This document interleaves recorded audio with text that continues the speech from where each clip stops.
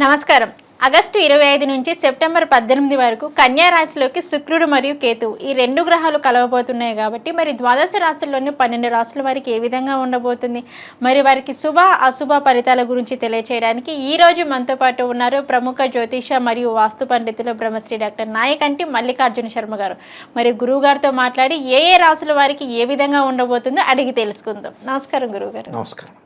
గురుగారు, మనకి ఆగస్టు 25వ తారీఖు నుంచి సెప్టెంబర్ 18వ తారీఖు వరకు కన్యా రాశిలోకి శుక్రుడు మరియు కేతువు ఈ రెండు గ్రహాలు కలవబోతున్నాయి కాబట్టి మరి ఈ 25 రోజుల్లోని కన్యా రాశి వారికి, మరి ఈ రాశిలోనే కలవబోతున్నాయి కాబట్టి ఈ రెండు గ్రహాలు, మరి ఈ కన్యా రాశి వారికి ఎలా ఉండబోతుంది అంటారు? మరి వీరికి ఎటువంటి ఫలితాలు వస్తాయి అంటారు 25 రోజుల్లో?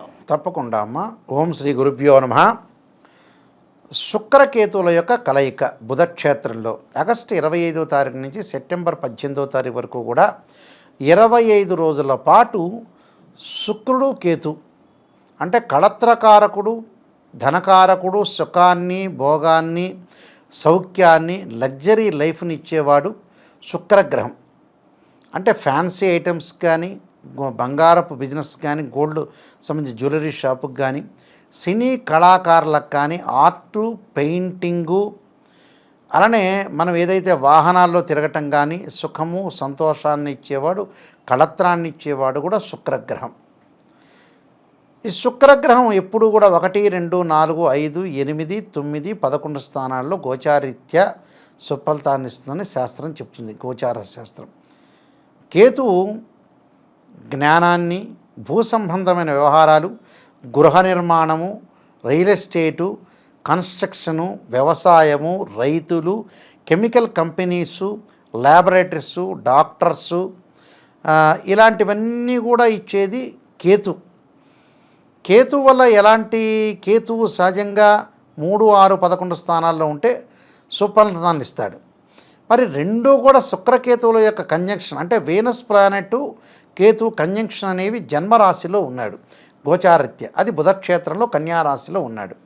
కన్యారాశిలో ఉండటం వల్ల శుక్రుడి యొక్క ఫలితాన్ని మనం ఫస్ట్గా చూస్తే, శుక్రుడి యొక్క ఫలితం వల్ల ఉద్యోగం ద్వారా అనుకూలంగా ఉంటాం, అధికారుల యొక్క మన్ననలు, అధికారుల యొక్క సహకారము, భార్య యొక్క సహకారము, భార్యకి భర్త యొక్క సహకారం లభిస్తుంది.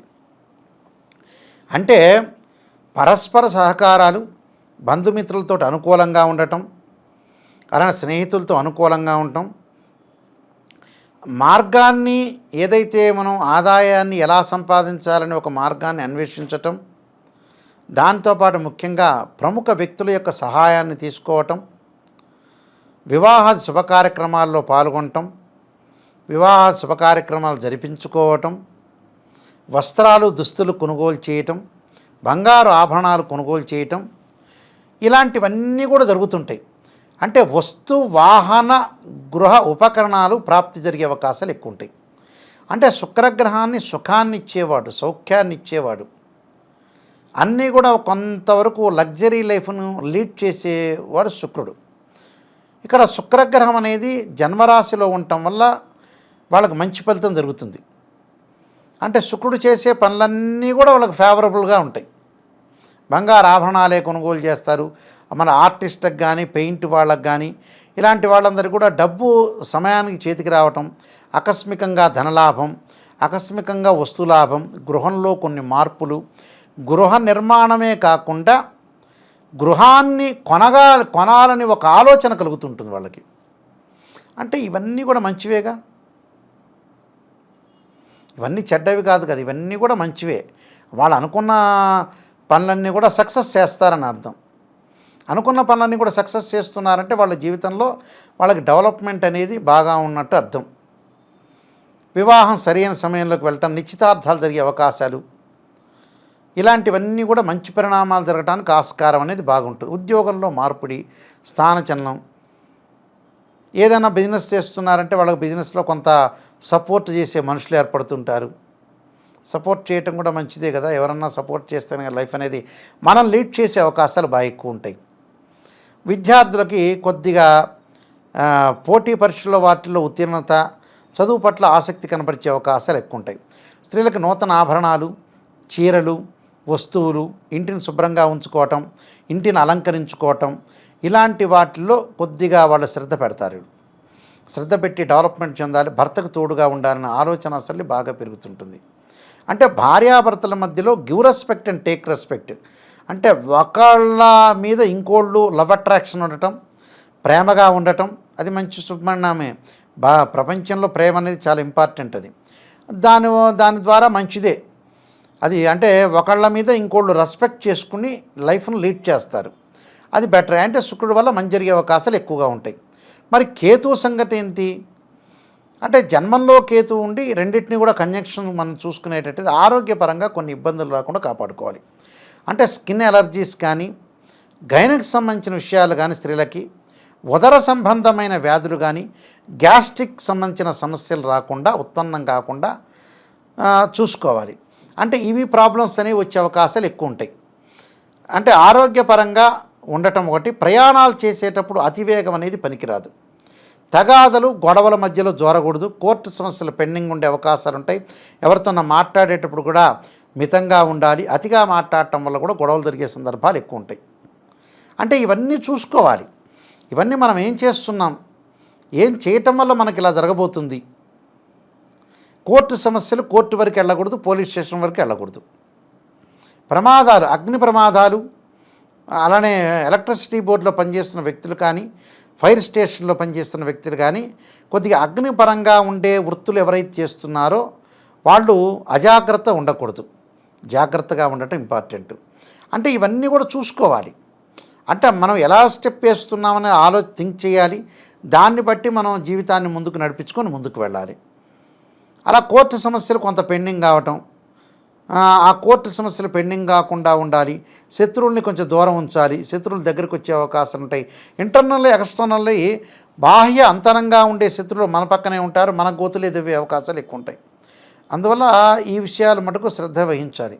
ఎవరిని కూడా తొందరపడి నమ్మకూడదు. డబ్బులు ట్రాన్సాక్షన్ చేయడంలో కూడా కొద్దిగా కేర్గా ఉండాలి. అంటే అనవసరమైన విషయాలకి తలదూర్చకూడదు. మధ్యవర్తిత్వం వల్ల తగాదలు వచ్చే అవకాశాలు ఎక్కువ ఉంటాయి. మధ్యవర్తిత్వం అంటే భార్యాభర్తలు కొట్టుకుంటారు, కింద వాళ్ళు కొట్టుకుంటారు, పైన వాళ్ళు ఎక్కడ వాళ్ళు రకరకాలుగా అరుచుకున్నప్పుడు మనం ఎందుకు ఏలు పెట్టడం. అలాంటి తగాదలు, గొడవలు, ప్రమాదాలు జరగకుండా చూసుకోవడం చాలా మంచిది. వీళ్ళు ఏదన్నా సరే, ఇప్పుడు ఈ కాలంలో ఎలా ఉందంటే, ఒక కారులో ఇంకో మనిషి తీసుకెళ్ళాం మనం, కార్ యాక్సిడెంట్ జరిగింది, ఆ మనిషికి కూడా డబ్బులు కట్టించాలి. అంటే లేనిపోని విషయాలకు మనం తలదోర్చకూడదు.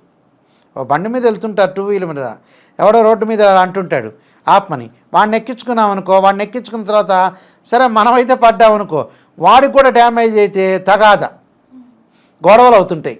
ఎందుకు ఎక్కించుకున్నావు, నేను ఎక్కించుకోమంటే నువ్వు ఎక్కించుకున్నావా, ఇలాంటి రకరకాల ప్రశ్నలు ఈ మధ్యకాలంలో చాలామంది సంధించే అవకాశాలు ఎక్కువ ఉంటాయి. రాముడి యొక్క బాణం కంటే, శివుడి యొక్క బాణం కంటే, శ్రీకృష్ణుని యొక్క బాణం కంటే మాటల యొక్క ప్రస్తుతం కలియుగంలో ఉన్న మాటలు, ఆ బాణమే తక్కువ. రామబాణం కానీ, పాశుపతాస్త్రం కానీ ఇవన్నీ తక్కువే. అలాంటి వ్యవహారాలు ఉంటారు ఇప్పుడు ఈ కాలంలో. ఏందో ఒక బండి ఇంకో బండికి గుద్దితే, నేను గుద్దితే నువ్వు పడాలా అంటాడు క్వశ్చన్. మామూలు క్వశ్చన్లు కాదు వీళ్ళ దగ్గర ఉండేవి. విద్య కంటే కూడా ఈ క్వశ్చన్లు ఎక్కువ ఉంటాయి ఈ మధ్యకాలంలో. అందువల్ల వీళ్ళు ప్రయాణాలు చేసేటప్పుడు మనకు కొంత జాగ్రత్త ఉండటం మంచిది. ఓకే గురుగారు, మరి కన్యా రాశి వారు వచ్చేసి మరి వీరు ఎటువంటి పరిహారం చేసుకుంటే వీరికి 25 రోజులు బాగుంటుంది అంటారు? వీళ్ళకి తప్పకుండా ఆరాధన చేయాల్సింది ఏంటంటే ఓం నమః శివాయ పంచాక్షరి చేయాలి. తత్పురుషాయ విద్యే మహాదేవాయ ధీమే తన్నో రుద్ర ప్రచోదయాత్ అనే మంత్రాన్ని ప్రమాదాలు జరగకుండా, అంటే ఓం నమః శివాయ పంచాక్షరం చేయటం చాలా మంచిది. ఇంకా వీలైతే నువ్వుల నూనెతో శివుడికి అభిషేకం చేస్తే ఆయు ప్రమాణం పెరుగుతుంది, ప్రమాదాలు తగ్గే అవకాశాలు ఖచ్చితంగా ఉంటాయమ్మా. ఓకే గురుగారు, కన్యా రాశి వారికి వచ్చేసి 25 రోజుల్లోనే ఎటువంటి ఫలితాలు రాబోతున్నాయి, మరి వీరు ఎటువంటి పరిహారం చేసుకుంటే వీరికి ఇంకా మంచి ఫలితాలు వస్తాయి అనే వాటన్నిటి గురించి అయితే మాకు తెలియజేశారు. ధన్యవాదాలు గురుగారు. నమస్కారం.